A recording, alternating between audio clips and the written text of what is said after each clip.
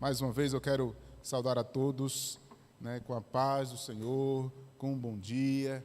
Como é bom poder estar aqui, irmãos, louvando o nome do Senhor. Como é bom poder estar aqui glorificando o nome de Deus, de ver a igreja reunida e assim podermos glorificar ao nosso Deus. Nós estamos encerrando neste dia a série de mensagens É Tempo de Reconstruir. Hoje nós queremos então ministrar no último capítulo do livro de Neemias. E para aqueles que não acompanharam a série, eu queria apenas recapitular alguns pontos que foram extremamente importantes para nós. Quando nós olhamos para o livro de Neemias, nós vamos então perceber alguns detalhes importantes. Primeiro, esse livro ele está dentro de uma ação histórica, onde nos conta o retorno do povo de Deus para Jerusalém. É exatamente dentro desse cenário que nós percebemos Neemias sendo usado por Deus para reconstruir algumas coisas importantes. A primeira delas era os muros. Essa ação dos muros era exatamente porque a cidade eram as cidades fortificadas, e eles precisavam de que seus muros fossem muros fortes, que protegessem as cidades. E quando nós olhamos para Neemias, nós percebemos que os muros derrubados também simbolizavam a espiritualidade daquele povo. Nós olhamos que o templo foi destruído quando Nabucodonosor veio e invadiu, e na terceira invasão eles destruíram não só os muros, mas também o templo. E o templo também estava destruído, necessitando então ser reconstruído. Mas a junção dos muros com o templo vem também a própria espiritualidade do povo. O povo necessitava de se ajustar, de se reconstruir diante desse Deus, diante do Deus da aliança.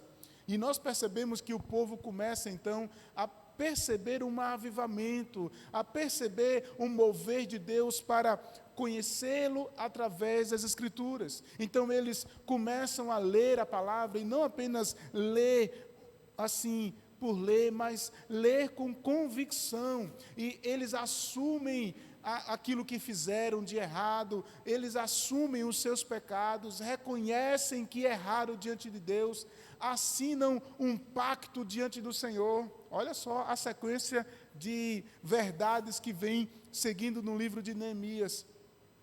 Então, no capítulo 12, no capítulo 11, Neemias ele faz uma reconstrução na liderança, deixando algumas lideranças cuidando do povo. Mas do capítulo 1 ao capítulo 12, irmãos, se passaram 12 anos. 12 anos do governo de Neemias naquele lugar. E ele celebra o seu livro, terminando exatamente aqui no capítulo 12. Ele faz uma grande festa, caminhando por entre os muros e cantando bem alto, como nós cantamos ainda agora, para que todas as outras cidades pudessem ouvir a voz de júbilo, da alegria da reconstrução dos muros, da alegria da reconstrução do templo, da alegria da renovação da aliança. Como isso foi gratificante para aquele povo. Mas, irmãos, poderia o livro de Neemias ter terminado agora? Poderia o livro de Neemias não ter o capítulo 13? Mas, irmãos, uma triste realidade acontece novamente para com esse povo. O que é que acontece com o livro de Neemias, encerrando então esse apêndice, como alguns comentaristas dizem? O que acontece, irmãos, é que com a festividade que Neemias encerra o seu ciclo naquele lugar, ele decide então se ausentar. Ele volta para Suzã. Ele volta então lá para o império que não é mais babilônico, agora é o império medo-persa, com o rei Artaxerxes I. Ele volta ali e passa-se aproximadamente mais 12 anos. Mas olha só o que acontece com o tempo, com a ausência da liderança de Neemias naquele lugar. Aquele povo aprendeu. Deus estava no controle da situação daquele povo. 150 anos passaram, desde a invasão, desde a destruição do templo, até Neemias ser usado para reconstruir. Aquele povo sofreu, aquele povo sabia do que Deus estava fazendo. Contudo, quando Neemias deixa a liderança, ele sai para Suzã, aquele povo começa a ter atitudes que não deveriam ter tomado. E eu queria ler com você, então, esse texto. Vamos ler Neemias capítulo 13.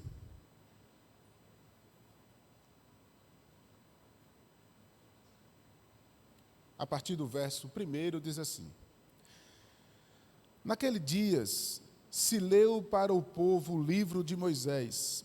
Achou-se escrito que os amonitas e os moabitas não entrassem jamais na congregação de Deus.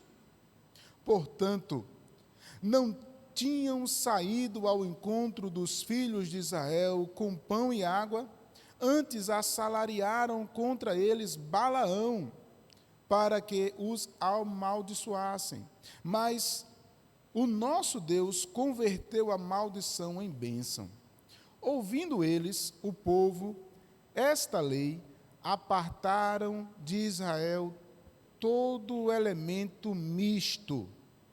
Ora, antes disso, Eliasibe, sacerdote encarregado da câmara da casa do nosso Deus, se tinha aparentado com Tobias, e fizera para este uma câmara grande, onde dantes depositavam as ofertas de manjares, o incenso, os utensílios e o dízimo dos cereais, do vinho, do azeite, que se ordenaram para os levitas,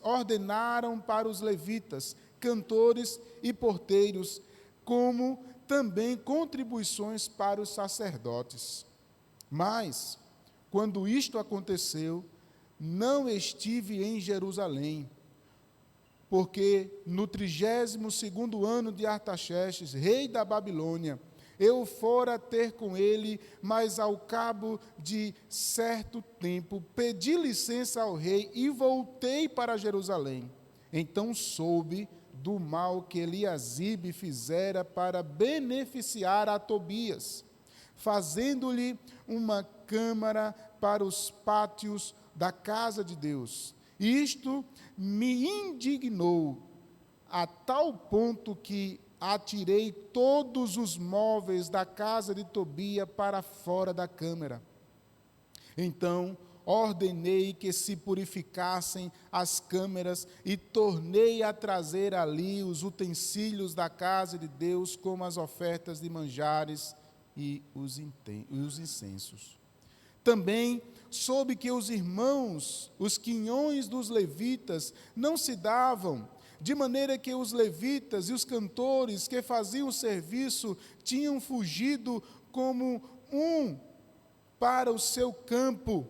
Então contendi com os magistrados e disse: por que se desamparou a casa de Deus? Ajuntei os levitas e os cantores e os restituí aos seus postos.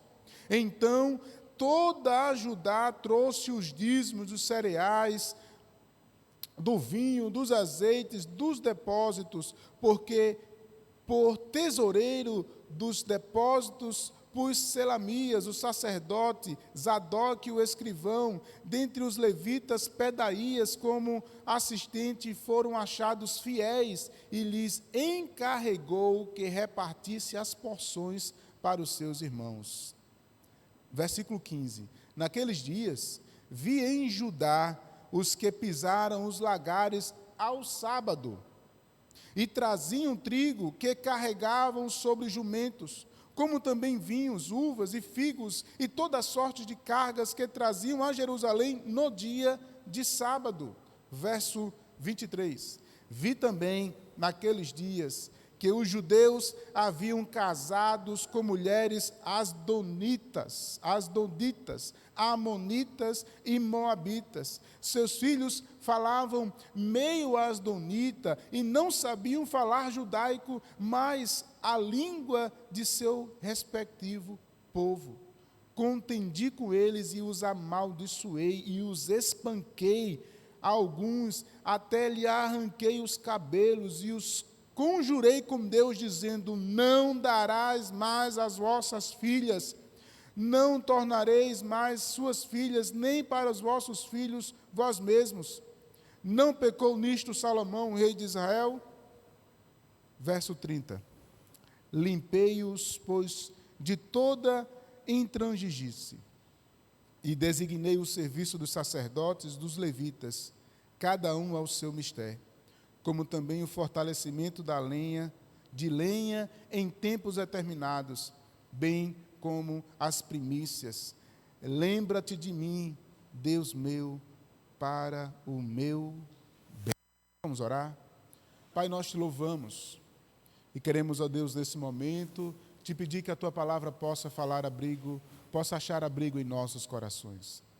Se hoje, Deus, se hoje, Senhor, falares aos nossos corações, que nós não possamos endurecê-lo, mas estarmos arrependidos, ó Deus, para ouvir a tua voz e assim praticá-la, em nome de Jesus, para a glória de Deus. Amém.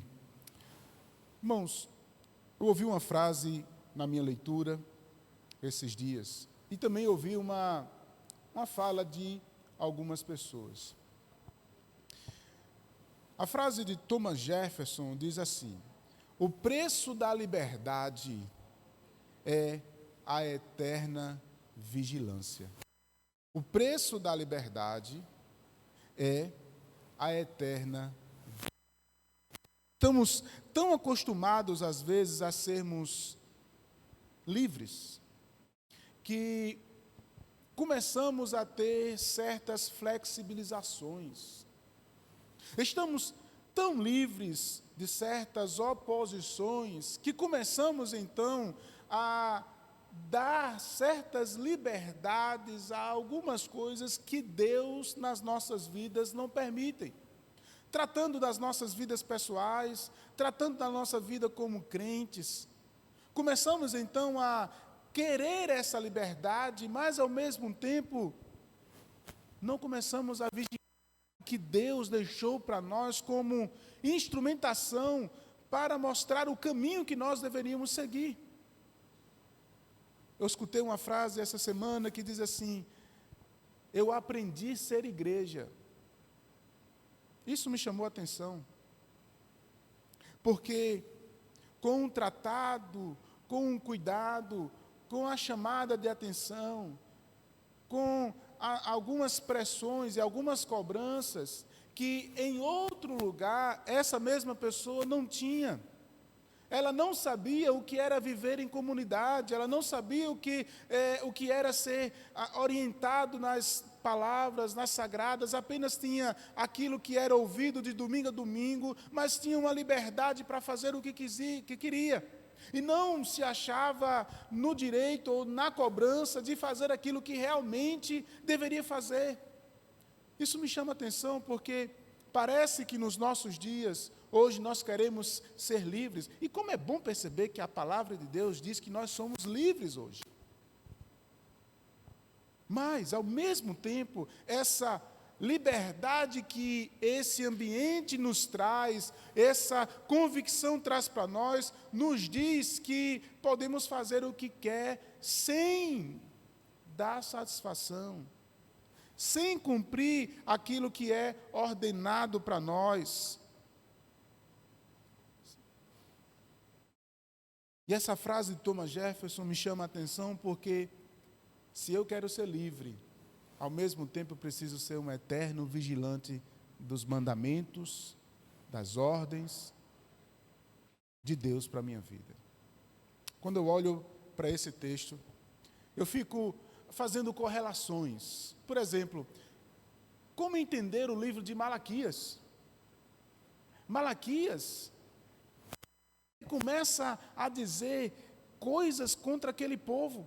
E a gente fica procurando que período é esse que Malaquias está profetizando, repreendendo porque o povo não tem guardado aquilo que Deus mandou guardar, repreendendo porque os dízimos que era para trazer não estava trazendo, repreendendo porque a liderança não estava fazendo o que deveria fazer.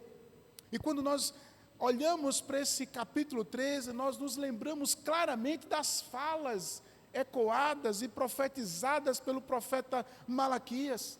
Parece que nós estamos vendo os mesmos momentos em que Malaquias estava durante esse período dizendo: vocês não estão honrando o sábado, a casa de Deus, os dízimos e nem o casamento.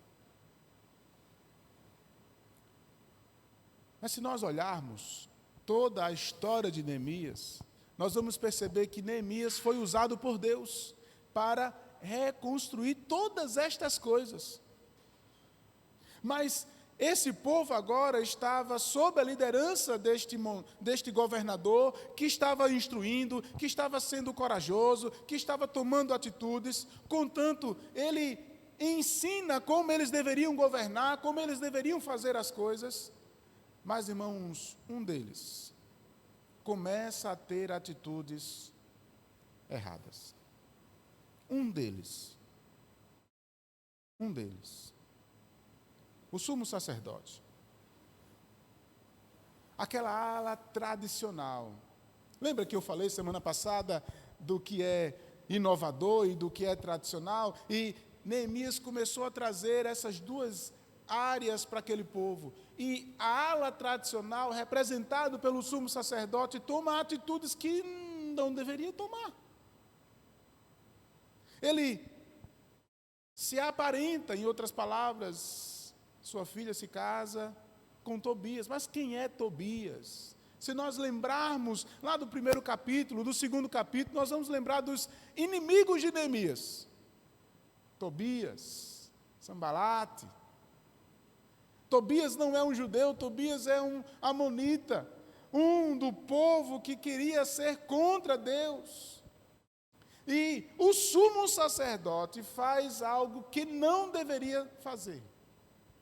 Ele se aparenta, ele libera o casamento da sua filha com estes. Assim, com ele era um homem bom, era só um inimigo de Deus.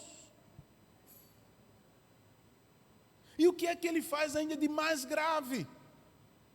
Ele separa uma parte da casa de Deus que era reservada para guardar os utensílios da casa de Deus, para guardar o dízimo que era recebido dos vinhos, dos lagares, dos cereais, de tudo que era trazido para a casa de Deus, ali era guardado naquele lugar. O sumo sacerdote, sabe assim, a liderança, a parte tradicional, frouxa, flexibiliza, ele traz uma flexibilização perigosa, já fazendo um link para a próxima série, né? Ele faz uma flexibilização que não deveria fazer. E ele coloca isso dentro da casa de Deus. E o outro problema é que o povo tolera. Então, há dois grandes pecados aqui. Primeiro, o do sumo sacerdote, fazendo algo que não deveria fazer, e o povo tolerando isso. Não se manifestando contra. A consequência disso, irmãos, é uma devastidão espiritual. Tudo que Neemias tinha construído, por causa dessa flexibilização perigosa de Eliasibe, da liderança tradicional, e a tolerância do povo em aceitar, em não repreender, começa a desencadear muitas coisas. O que é que acontece então? O povo começa a dizer assim, bom, eu não vou. A primeira coisa que o povo começa a fazer assim, eles não falam, mas eles agem. O dízimo eu não vou levar para a igreja. Isso parece que nunca acontece na vida das igrejas, né? Parece que é a primeira coisa que acontece. Eles começam a dizer, eu não vou me manifestar contra, mas eu também não vou levar meu dízimo ao Senhor, à casa do Senhor. Como se nós estivéssemos entregando o nosso dízimo, as nossas ofertas à liderança. Mas há uma correlação. Lembre-se, há um pecado flexibilizado pela liderança, e o povo, em vez de combater isso, mas não fazem, começam então também a cometer pecados. Porque eles não começam a trazer os seus dízimos e, consequentemente, desencadeia outra coisa. Eles dizem assim, eu também não vou mais para a casa de Deus. E aí o culto e o sábado, que era um sinal da aliança de Deus com aquele povo, que fazia a distinção daquele povo entre os demais povos, não estava sendo ordenado. Então, começou a desencadear o dízimo, o culto, o sábado. O que é que começou a fazer no sábado? Eles começaram a negociar. Eles começaram a voltar àquilo que eles tinham antes. Vamos negociar, vamos ganhar dinheiro, vamos fazer à vontade. Não, se a própria liderança espiritual não está mais nos cobrando, o que adianta? Vamos lá, vamos começar a fazer o que nós podemos fazer. E por fim, começa então a ter casamentos mistos. A ordem até agora era que eles deveriam então não dar mais as suas filhas aos povos estrangeiros. Não fazer acordos, como o primeiro que não deveria fazer fez. Então começou a ter, irmãos, misturas entre o povo de Deus e outras. Quando a própria Bíblia começa a dizer para nós não fazermos isso. Então, se nós prestarmos atenção, irmãos, neste pano de fundo, nestas consequências que o pecado exercido por uma liderança desencadeou tudo que Neemias trouxe como benefícios, como um avivamento, como uma restauração daquele povo. O que é que isso tudo tem a ver conosco, irmãos? É que quando nós, irmãos, temos também lideranças da qual nós não nos inspiramos, da qual nós não confiamos, nós começamos então, irmãos, ter atitudes semelhantes. Mas não apenas as lideranças, mas é algo que se desencadeia. Muitas igrejas, irmãos, estão com tendências à morte. Muitas igrejas, irmãos, têm os seus cultos, os seus líderes que vivem em orgias, posso dizer assim, vivem em pecados, vivem cometendo coisas que não deveriam, e ainda assim estão prestando cultos a Deus, e um povo, até mesmo uma multidão de pessoas, estão seguindo certos líderes.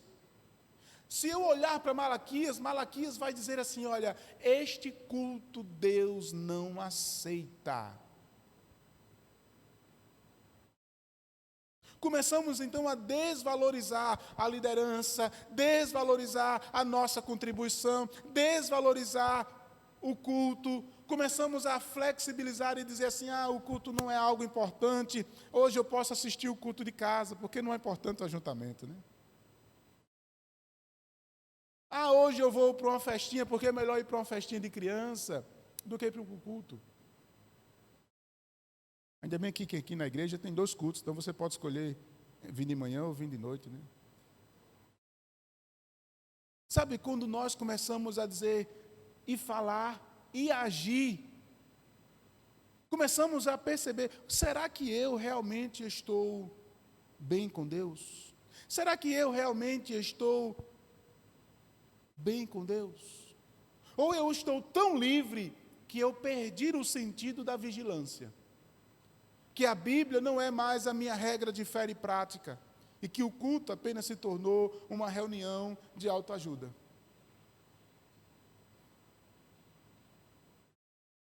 Doze anos se passam. Alguns anos se passam, e novamente Neemias, a ouvir a situação de Jerusalém, ele pede autorização para voltar para Jerusalém. Aí ele chega com coragem. E aqui, irmãos, me chama a atenção de como nós precisamos ter ousadia. De como nós precisamos ter coragem para reconstruir, para falar, para encarar os problemas,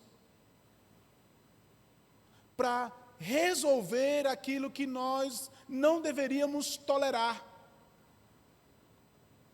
a entender que os nossos caminhos estão errados e dar passos para trás e voltar-se para Deus. Deus ousadamente pede para voltar, e parece que o rei gosta muito dele, né? Libera ele novamente. Vai, Neemias. Deus não conta. Vai novamente. E quando Neemias chega, irmãos, a primeira coisa que ele chega, ele vai diretamente para a casa do Deus Todo-Poderoso. Ele vai diretamente para o... E quando ele chega lá, ele não pede permissão. Ele vai para o apartamento dentro da casa de Deus e pega todos os utensílios e joga fora. Irmão, se fosse hoje, nós diríamos, mas que loucura. Esse pastor é doido. Esse pastor não tem tolerância. Ele é inflexível. Mas, irmãos, é a casa de Deus. Não querendo espiritualizar esse local que nós nos reunimos, não. Mas muitas vezes, irmãos, banalizamos, toleramos pecado. Dentro do povo de Deus, nós começamos então a aceitar coisas que nós não deveríamos aceitar. Relações mistas, como vai acontecer. Desobediências entre pai e filhos. Pecados, incestos. Eu me lembro muito bem agora de Coríntios.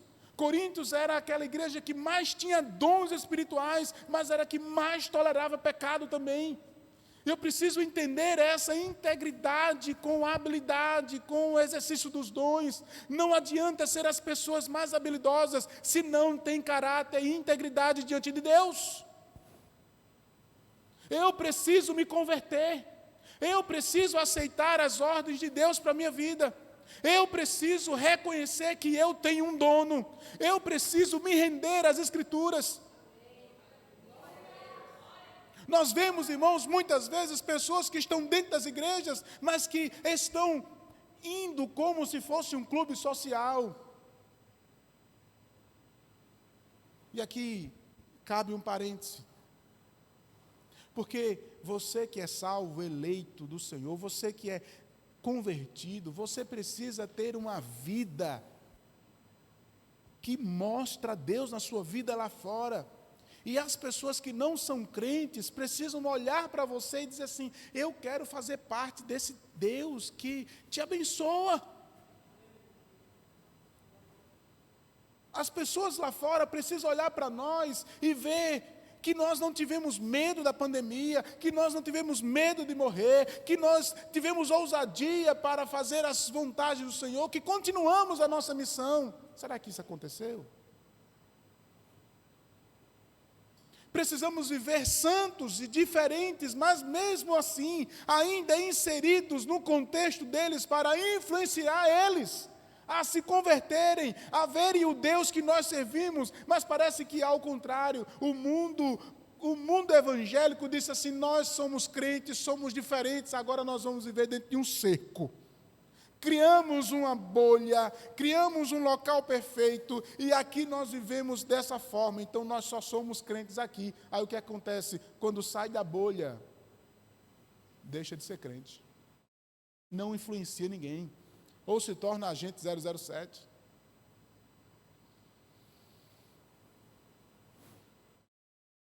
Será que nós estamos, irmãos, entendendo que Neemias ele chega com coragem para dizer, é necessário mudanças. É necessário novamente reconstruir, e eu vou começar pela casa de Deus. Tira o apartamento indevido. Joga tudo fora. Consagra esse aqui novamente. E volta às práticas originais. se nós olhássemos em nossas vidas e começássemos a perceber pregações que não estão sendo pregadas, louvores que são apenas instrumentação de habilidades, cultos que são antropocêntricos, voltados para homens, a tolerância do pecado no meio da igreja, pessoas que são intocáveis, pessoas que não aceitam repreensão, crentes que não são ensináveis, porque já se acham conhecedores demais da palavra de Deus, ou porque têm recursos financeiros. Essa é uma realidade, irmãos, que muitas vezes precisamos entender quem é a prioridade nas nossas vidas, na vida da igreja. Se é Deus, às vezes precisamos agir cirurgicamente. E Neemias, ele vem com cirurgia. Ele foi, irmãos, intolerante. Ele foi inflexível. Ele disse assim: eu estou com as Escrituras, e com coragem ele vai e expulsa aquele povo. Ele vai lá nos casamentos mistos, ele começa a perceber, ele caminha entre o povo, ele vai lá primeiro nos levitas. Os levitas, após a questão do apartamento lá de Tobias, eles saem, eles voltam para os seus campos, eles vão voltar a trabalhar, mas espera aí, o levita foi chamado para trabalhar na igreja, você, levita, foi chamado para ser sustentado pelo povo através dos dízimos. Por que você foi trabalhar? Pecado, desviando do caminho, mas por não ir contra ao sumo sacerdote, eles fogem, vão para os campos, fora da cidade de Jerusalém. O que é que Neemias faz? Neemias faz: vem cá, voltem todos, voltem para os seus serviços. Com essa ação, o povo começa a voltar a dizimar, começa a ter culto novamente. Aí ele anda mais uma vez e vai ver a questão do sábado, o povo agora trabalhando no sábado, pisando no lagar no sábado, vendendo as coisas no sábado. Ele diz: fecha as portas. Ninguém entra e ninguém sai no sábado. Nossa. E quando ele olha lá para os casamentos mistos, ele vê algumas pessoas, ele vê os casamentos, ele vê as crianças que deveriam estar citando versículos bíblicos, conhecendo de qual o Pentateuco, está falando outra língua. O que é que o texto está querendo dizer para nós? Eles não conheciam a cultura do Deus que eles deveriam estar conhecendo. Por quê? Porque estão casando de maneira errada. Irmãos, aqui é forte, porque Neemias, ele desce o pau, arranca os cabelos e faz eles jurar que não iriam mais continuar nessa. Imagina só se o pastor chegasse e começasse a tirar o cinto e meter chibatada em um bocado de crente, em um bocado de jovem que está casando, está fazendo sexo, que não deveria estar fazendo, que está desobedecendo o pai, e vocês têm que voltar a se arrepender. Ó, irmão, sabe o que é que, se eu fizesse isso, vocês iriam dizer para mim: esse pastor endoideceu.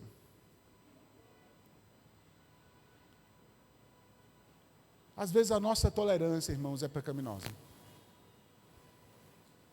Nós precisamos começar a refletir sobre algumas coisas. Você quer a bênção de Deus? Você quer viver para a glória de Deus? Mas, irmãos, o que eu vejo não é só uma responsabilidade da igreja, também da liderança. É nós percebemos, irmãos, que nós muitas vezes estamos tolerando porque os pastores são vistos como deuses. E aqui eu quero dizer bem claro, irmãos, nós somos iguais. Temos vocações diferentes, mas somos iguais. Temos habilidades diferentes, mas precisamos agir com integridade diante da palavra e viver conforme Deus tem dito para nós. Não somos diferentes, somos iguais. Pastor, que tudo a ver tem isso comigo? Tem a ver, irmãos, porque por muitas vezes nós estamos fazendo flexibilizações perigosas. A partir da semana que vem nós estaremos meditando um pouco sobre a nossa vida financeira, sobre a nossa família, sobre a nossa piedade, sobre o amor. E como isso, às vezes, diante dessa flexibilização que nós estamos vivenciando hoje, tem nos afetado. Aqui, aquilo que estava construído foi desconstruído. Mas hoje nós precisamos de homens com coragem, e não apenas líderes, mas o povo de Deus com ousadia para tomar atitudes com ousadias. Entender aquilo que pode ser flexível, mas não negociar os mandamentos de Deus. Entender o que hoje nós podemos caminhar juntos, mas como Daniel fez, criar linhas de resistência. Se arrepender dos nossos pecados e perceber a que ponto nós podemos dar um passo para trás, ou a que ponto nós podemos consertar o nosso pecado. A que ponto nós precisamos confessar os nossos pecados até mesmo publicamente.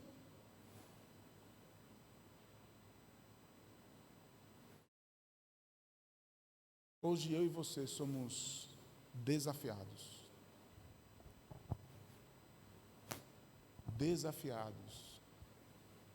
a ter uma vida de integridade, a ter uma vida regida pelas Escrituras, a ter uma vida piedosa e viver no mundo santo para Deus. Esse é um desafio. De ser uma igreja relevante, de ser uma comunidade que se ajunta com ousadia, com coragem, com princípios para a glória de Deus, que chama a atenção, mas que não tolera o pecado, que convive com aqueles que são rejeitados, estão à margem da sociedade, que não são crentes, mas que não tolera o pecado, mas ama o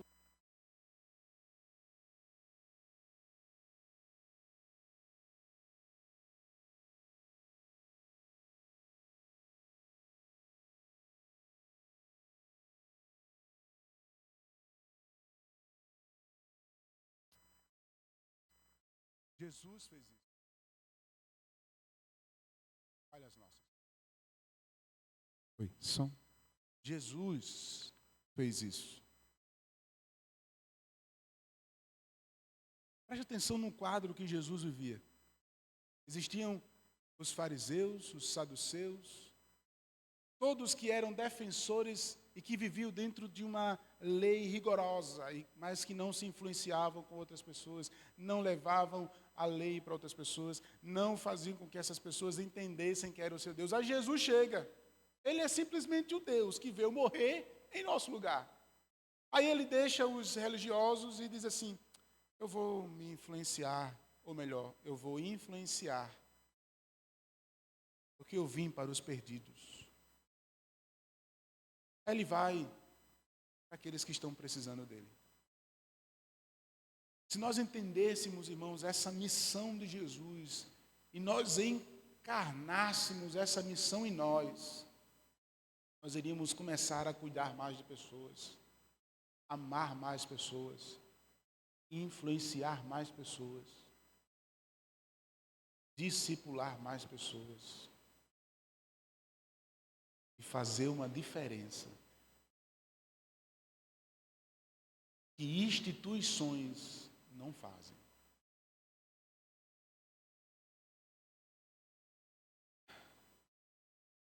Olhando para tudo isso, eu pergunto para nós hoje: o que nós vamos fazer? Como nós estamos? Quais são as atitudes que eu preciso tomar diante de Deus? Será que eu tenho negligenciado? Será que eu tenho tolerado o meu pecado? Será que eu tenho tolerado o pecado do irmão e eu não tenho coragem de falar? Será que eu não tenho cuidado das pessoas? Porque às vezes a tolerância também faz rejeição. A gente não tolera, mas também não trata, não cuida, expulsa as pessoas.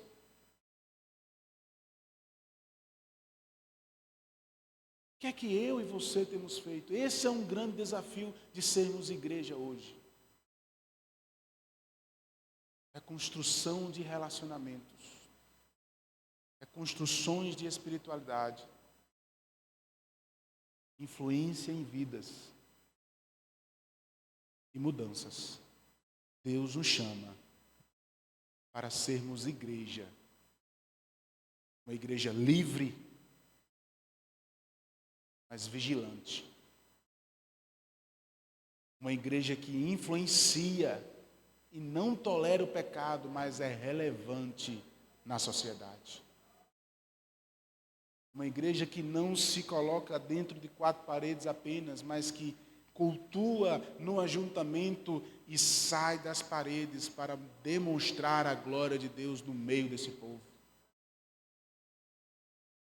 Deus nos chama para sermos diferentes. Vamos orar?